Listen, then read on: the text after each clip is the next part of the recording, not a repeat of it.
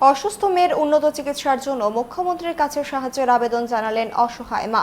বিশ্রামগঞ্জ পঞ্চায়েতের ননচলা এলাকার রঞ্জনা বেগম তার 20 বছরের মেয়েকে নিয়ে খুবই সমস্যায় আছেন। পরিবারটি খুবই গরিব, রয়েছে বিপিএল কার্ড, আয়ুষ্মান কার্ড, কিন্তু এরপরেও কোনো ধরনের সাহায্য সহযোগিতা পাচ্ছেন না বলে অভিযোগ। জন্মের 3 মাস পরে তার একমাত্র মেয়ে সোনিয়া আক্তারের শরীরে টিউমার দেখা দেয়। টিউমারটি অপারেশন করা হয়। এরপর ধীরে ধীরে সোনিয়ার বয়স যত বাড়তে থাকে তার শরীরে একের পর এক টিউমার হতে থাকে। শারীরিক যন্ত্রণার মধ্যেও সোনিয়া 10ম শ্রেণী পর্যন্ত পড়াশোনা করেছে। মাসে 2 থেকে 3 বার তার শরীরে রক্ত দিতে হয়। মাঝে মাঝে সে সংজ্ঞা হারিয়ে ফেলে।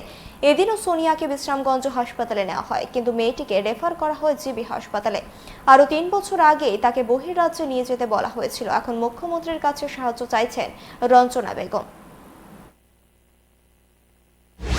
মায়ের জন্মের পরে হাতে একটা টিউমারের মতন আসলো, এটা জীবিত অপারেশন করতে কারণে 3 বছর ভালো আসলো। এরপরে থেকে হতে যায় মেয়েদের মতো ফুটে দিল টিউমার বলে অনেক থেকে রক্ত দেয় না। প্রত্যেক মাসে মাসে রক্ত কম লাগে। আমি কোনো পাতা টাতা কিছুটা পাই না। 3 বছর ধরে করতে আছে বাইরে লগ্নের থেকে বাইরে নিতে পারি না। টাকা তোমার থেকে এই প্রত্যেক মাসে মাসে আমি টাকা 4,000 টাকা আমি খরচ করে জীবিত নেই। কিন্তু সাহিত্যটা খাই না।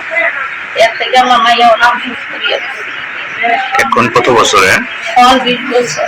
বিপিএল কার্ড আছে, আয়ুষ্মান কার্ড আছে, কিন্তু চিকিৎসা কোনো কিছু পাইছেন না? কিছু পাইছি না। কত অন্য